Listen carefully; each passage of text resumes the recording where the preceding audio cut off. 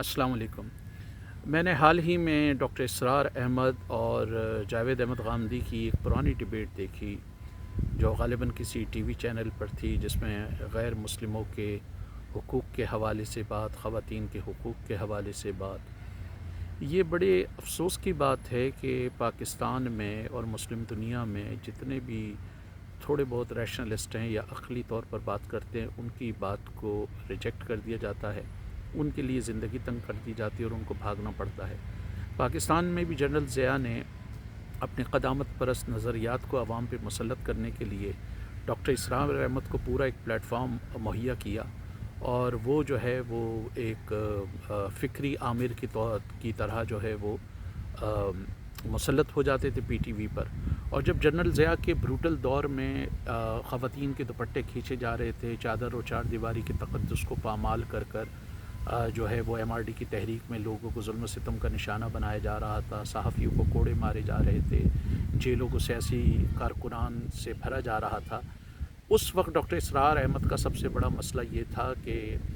یہ جو عمران خان گیند رگڑتا ہے اپنی پینٹس پر، یہ بے حیائی پھیلاتی ہے،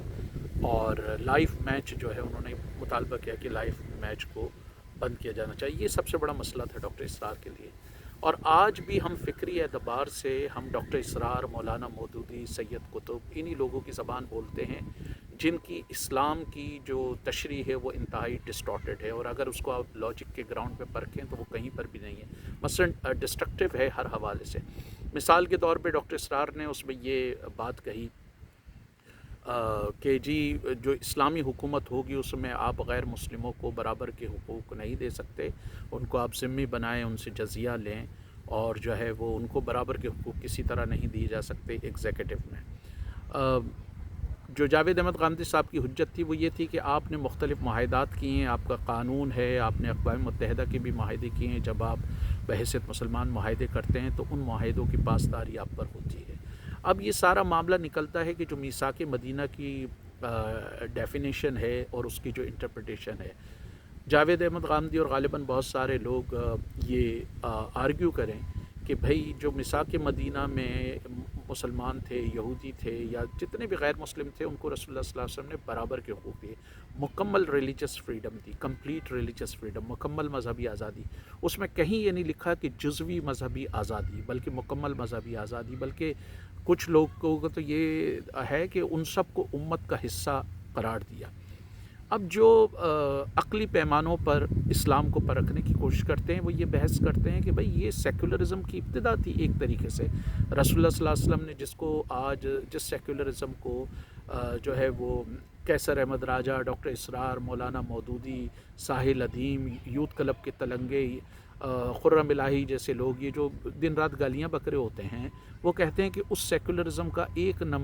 عملی نمونہ یا اس کی ایک شبیہ آپ کو میثاق مدینہ میں نظر آتی ہے، جب محمد صلی اللہ علیہ وسلم نے اس ریاست کے تمام شہریوں کو جو ہے برابر کے حقوق دیے۔ تو جاوید احمد غامدی صاحب نے یہ بھی آرگیومنٹ کیا کہ اس میں ڈیفینس میں بھی آپ لے سکتے ہیں، کیونکہ اس کے دفاع میں، مدینہ کے دفاع میں ساری قومیتوں نے کہا، سارے مذاہب کے لوگوں نے کہا کہ جوائنٹ ڈیفینس پیکٹ تھا۔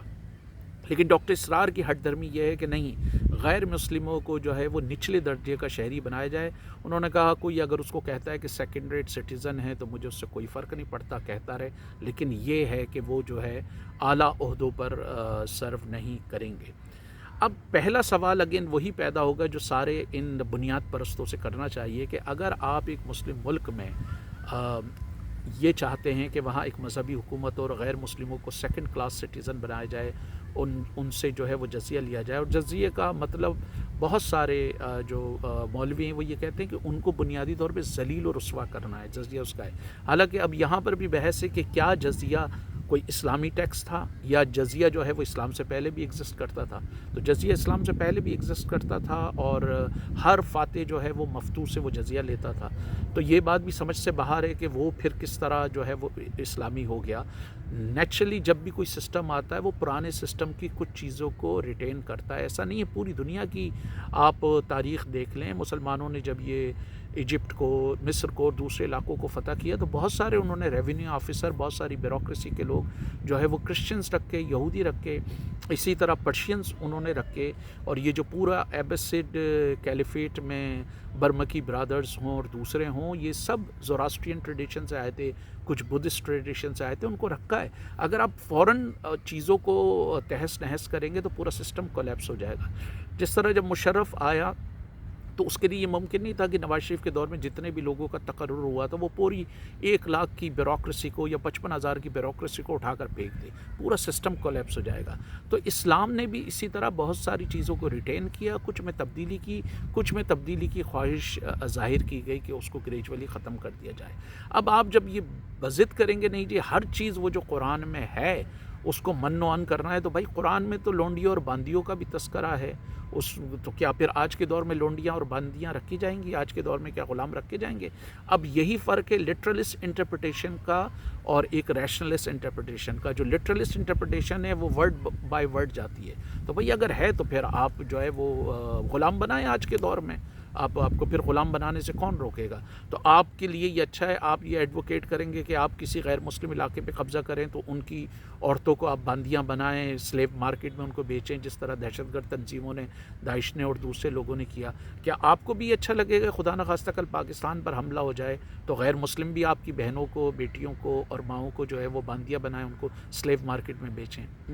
یہ زیادہ بہتر بات ہوگی، یا ریڈ کراس اور انٹرنیشنل قوانین ہیں ان کے مطابق جو لوگ مفتو بھی ہو جائیں ان کے برابر کے حقوق ہیں، ان کو آپ قتل نہیں کر سکتے، ان کو آپ مار نہیں سکتے، ان پر آپ ظلم نہیں کر سکتے، ان کی آزادیوں کو ان کی آزادیوں کو سلب نہیں کر سکتے۔ تو یہ ایک بنیادی سوال ہے۔ تو یہ مولانا مودودی نے بھی لکھا ہے، اسی طرح مولانا مودودی نے لا اکراہ فی الدین کی پوری تشریح کو الٹ کے رکھ دیا۔ انہوں نے کہا آزادی ہے لیکن مذہب پہلے، مذہب ایکسیپٹ کرنے سے پہلے آزادی، بات کوئی آزادی نہیں ہے، ایک دفعہ آپ نے ایکسیپٹ کر لیا تو پھر آپ کا جو ہے وہ آپ کے پاس کوئی راستہ نہیں ہے، آپ مذہب چھوڑیں گے تو آپ کو قتل کر دیا جائے گا۔ بائی دا وے جاوید احمد غامدی اور بہت سارے لوگوں نے اس سے اختلاف کیا ہے، کیونکہ مذہب دل سے قبول کیا جاتا ہے، اگر آپ کا دل نہیں مانتا آپ چھوڑتے ہیں تو آپ لاکھ ڈھکوسلے پیٹتے رہیں، اس کی کوئی اہمیت تو نہیں ہے۔ تو اگر آپ نے دل سے کسی چیز کو تسلیم کیا ہے اس کو تسلیم کیا جائے گا۔ تو جاوید احمد غامدی سمیت بہت سارے لوگ اس بات پر یقین نہیں رکھتے کہ اگر کوئی شخص ارتداد کرے یا اگر مذہب چھوڑ دے تو اس کو مذہبی بنیادوں پہ قتل کیا جائے۔ اس کی دوسری لاجک ہو سکتی ہے، جس طرح امام اعظم ابو حنیفہ نے بھی اس کو پبلک مینٹیننس یا مینٹیننس آف پبلک آرڈر یا امن و امان کے حوالے سے وہ کیا مذہبی بنیادوں پر نہیں کیا۔ تو ایک تو یہ ہے کہ ڈاکٹر اسرار نے اپنے دقیانوسی خیالات کا اظہار کرتے ہوئے پاکستان کے جو 50 لاکھ سے زیادہ مائنورٹیز کے لوگ تھے، اور جو جب 47 میں ہوا اس وقت تو 25% مائنورٹیز کے لوگ تھے، تو ان کو جو ہے وہ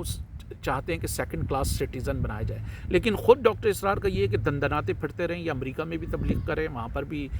جلسوں سے خطاب کریں، وہاں پر بھی وہ خطبے دیں، ان کو اپنے لیے آزادی چاہیے۔ تو یہ مسلمان مولویوں کی بہت بڑی منافقت ہے کہ ان کو چاہیے مجلس ختم نبوت کا ہیڈ کوارٹر برمنگھم میں، ان کو چاہیے دعوت اسلامی کا ہیڈ کوارٹر بریڈفرڈ میں، ان کو چاہیے یورپ کی سب سے بڑی مسجد لندن میں، ان کو چاہیے کہ پورے یورپ میں یہ جو ہے علماء کی کانفرنسز کرتے رہیں، برمنگھم میں 200 مساجد کھول لیں، پورے یورپ کے طول و عرض پر ہزاروں کی تعداد میں مدارس، ہزاروں کی تعداد میں تبلیغی مراکز، ہزاروں کی تعداد میں علماء مشائخ کی بیٹھنے کی جگہیں، یہ اپنے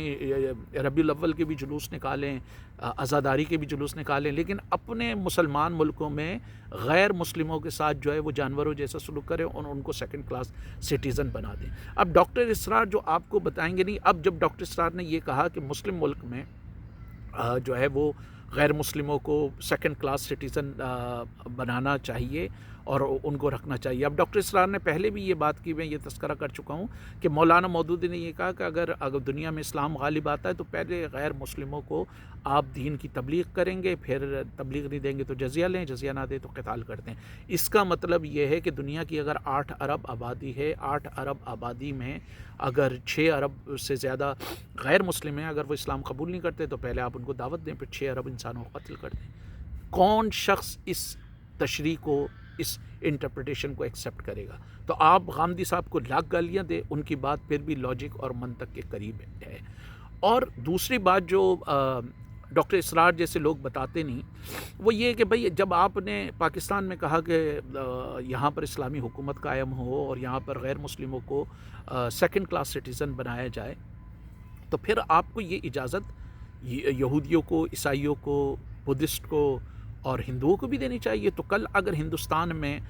جو ہے وہاں پر بی جے پی کی تو اب گورنمنٹ ہے، لیکن کوئی اور ہارڈ لائن گورنمنٹ آ جائے، ریئل ہندوتوا گورنمنٹ آ جائے جو مسلمانوں کو شیدر و ملیچ کی طرح ٹریٹ کرے، تو اسرار جیسے مولوی اگر زندہ ہوتے تو وہ تو کہتے کہ مسلمانوں کے لیے وہ دارالکفر بن گیا ہے، وہ نکل جائیں۔ اسی طرح انہوں نے برٹش امپائر کے دور میں کیا، اور جس مولوی نے یہ کہا کہ دارالکفر بن گیا ہے ہجرت کر جائیں، جن مولویوں نے کہا ان میں سے ایک اکثریت نہیں گئی، بیچارے جو سادہ لو مسلمان تھے وہ افغانستان گئے، پھر ان کو ٹھڈے مار کے وہاں سے نکالا گیا، یا کچھ کو ایکسیپٹ کیا گیا، کچھ کو ٹھڈے مار کے نکالا گیا۔ تو یہ صورتحال ہے۔ تو اگر اب ڈاکٹر اسرار کے چاہنے والوں سے یہ سوال ہے کہ کل اگر ہندوستان میں ہندو مت کی حکومت آ جاتی ہے، کوئی انتہا پسند، اور وہ 18 کروڑ سے زیادہ مسلمانوں کو نکالتی ہے، تو آپ ان کو یہ جو تنظیم اسلامی ہے ان کے دفاتر میں رکھیں گے 18 کروڑ مسلمانوں کو؟ یورپ میں اگر کرسچینٹی آ جاتی ہے اور وہ اسابیلا اور فرڈینینڈ کی طرح 4 کروڑ سے زیادہ مسلمانوں کو نکال دیتے ہیں، تو ڈاکٹر اسرار کے جو بیٹے ہیں وہ ان کو اپنے گھروں میں رکھیں گے؟ اس بات پر ان کی بالکل سٹی گم ہو جاتی ہے، ان کے پاس کوئی جواب نہیں ہوتا۔ تو ان کی عجیب فاشسٹ اور بدماشی والی مینٹیلٹی تھی، چاہے وہ مودودی ہوں، ڈاکٹر اسرار ہوں، حسن بنا ہو، مولانا قطب، اور آج کے یہ جتنے سو کالڈ جو اینٹی سیکولرزم ایلیمنٹس ہیں، کیسر احمد راجہ، ساحل ادیم اور دوسرے تلنگے،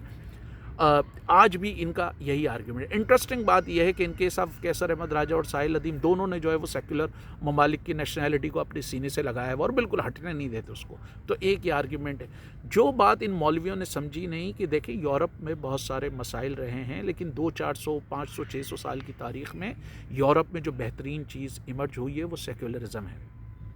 اور سیکولرزم کا مطلب لادینیت نہیں ہوتا، جس طرح مودودی نے جھوٹ بولا اور لوگوں کو گمراہ کیا۔ انہوں نے کہا سیکولرزم لادینیت ہے۔ لادینیت ایک ایسا نظام ہے جو کرسچن کو بولے وہ چرچ نہ جائیں، یہودیوں کو بولے وہ سینوگوگ نہ جائیں، مسلمانوں کو کہے کہ وہ مسجد نہ جائیں، اور ہندوؤں کو کہے وہ مندر نہ جائیں، وہ ہوگا لادینیت۔ لیکن جو مذہب، جو سسٹم تمام مذاہب کو ان کے عقائد کے مطابق یا ان کو مذہبی آزادی دیتا ہے، وہ لادینیت نہیں ہوگا، وہ ہمدینیت ہوگا۔ تو یہ مودودی کا سب سے بڑا جھوٹ تھا۔ اس جھوٹ کو ڈاکٹر اسرار نے بھی پیڈل کیا، حسن بنا، مولانا قطب اور یہ سارے مولویوں نے پیڈل کیا، اور آج بھی اس کو پیڈل کیا جا رہا ہے۔ تو پہلی بات تو یہ ہے جو پیش نظر رکھنا چاہیے۔ دوسری بات یہ ہے کہ جو ڈاکٹر اسرار بتاتے ہیں کہ دنیا میں جو بھی ریاست مذہب کے نام پر ہمارے سے وجود میں آتی ہے، ان ریالٹی وہ سیکٹیرین اسٹیٹ بن جاتی ہے۔ مثال کے طور پہ ایران ایک مذہبی اسٹیٹ ہے، لیکن ان کی شورائے نگہبان میں کوئی سنی نہیں ہے۔ افغانستان میں طالبان کی جو گورنمنٹ 1990s میں تھی وہ ایک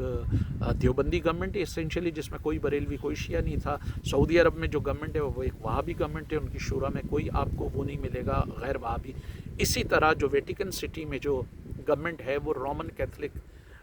گورنمنٹ ہے، اس میں کوئی پریسبیٹیرین، کیلونسٹ، لوتھیرین وغیرہ نہیں ملے گا۔ تو غامدی صاحب کی بات میں آپ کو لاجک نظر آتی ہے کہ جدید ریاست میں تمام شہریوں کے برابر کے حقوق ہوں، جو آپ نے اقوام متحدہ کی universal declaration of human rights میں سائن کیے ہیں، اور آپ نے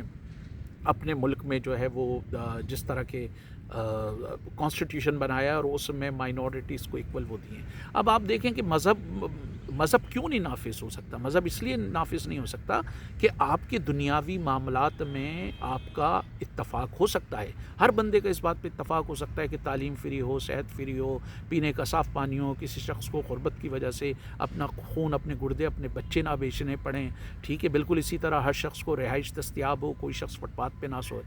لیکن مذہبی معاملات میں آپ جب کسی چیز کو نافذ کرنے کے لیے دو چیزیں چاہیے ہوتی ہیں، نمبر 1 اتفاق رائے، نمبر 2 ڈنڈا۔ وہ آپ کا دنیاوی امور میں اتفاق ہو سکتا ہے، مذہبی امور میں آپ کا کیسے اتفاق ہوگا؟ اگر مثال کے طور پہ فرض کریں کہ کیسر احمد راجہ صاحب بریلوی ہیں اور ساحل ادیم صاحب جو ہے وہ وہابی ہیں، کیسر احمد راجہ صاحب کہتے ہیں کہ انہوں نے اپنی وائف کو طلاق دے دی ہے اور اب وہ حلالہ کرائیں گے، تو دوسرا جملہ جو ساحل ادیم کی زبان سے نکلے گا وہ یہ کہے گا کہ حلالہ چکلے بازی ہے۔ اس کے بعد کیسر احمد راجہ صاحب کیا کریں گے؟ ساحل ادیم کا گریبان پکڑیں گے اور دیو مار 4.5 ان کا جو ہے برکس نکالیں گے۔ تو آپ کے، اور یہ کوئی چھوٹا سا اختلاف نہیں ہے، لوگ کہیں او جی یہ تو فروئی مسئلہ ہے۔ بھائی اگر آپ یہ دیوبندیوں، بریلویوں، وہابیوں کے کتابوں کی کتابیں انہوں نے لکھی، پڑھ لیں، حاضر و ناظر پر، نور اور بشر پر، رسول اللہ صلی اللہ علیہ وسلم کی شفاعت پر، اور یہ رسول اللہ یا رسول اللہ کہنا یا نہیں کہنا، ان ساری چیزوں پہ انہوں نے وہ لکھی ہوئی ہیں۔ جو وہابی اور دیوبندی اسکالرز ہیں وہ کہتے ہیں کہ بریلوی جو ہے وہ شرک کرتے ہیں، ایون اس پر کہتے ہیں کہ اگر وہ یا رسول اللہ کہیں یا علی کہیں یا غوث کہیں تو وہ شرک کر رہے ہوتے ہیں۔ تو اگر پاکستان میں 14 کروڑ کے قریب بریلوی یا رسول اللہ کہتے ہیں وہ کافر ہو گئے، 2.5 کروڑ کے قریب 2 کروڑ کے قریب شیعہ یا علی کہتے ہیں وہ کافر ہو گئے، رہ کون گیا پھر آپ کا؟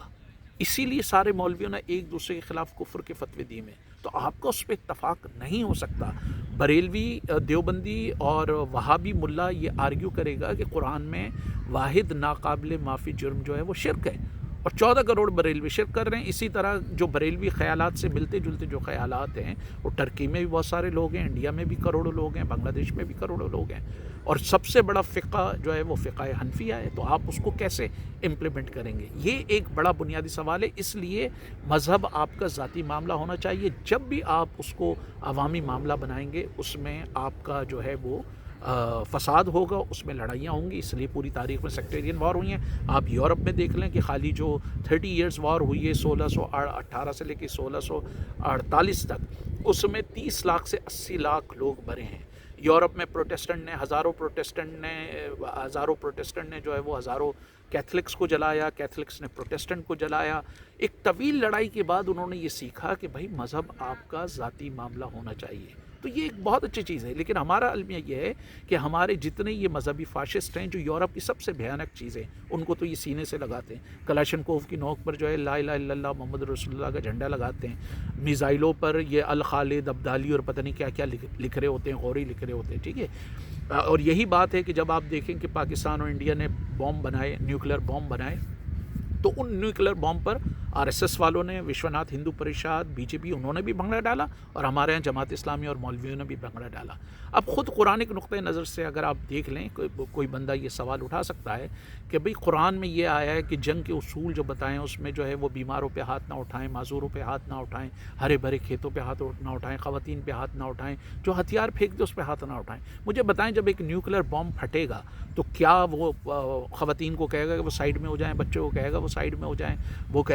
درختوں کو کہے گا سائیڈ میں ہو جائیں، ہری بھری فصلوں کو کہے گا سائیڈ میں ہو جائیں؟ وہ تو ہر چیز کو جلا کے خاص تر کر دے گا۔ تو مغرب کی جو سب سے بھیانک چیزیں ہیں اس کو تو مولوی سینے سے لگاتا ہے، اور جو مغرب کی بے ضرر چیزیں ہیں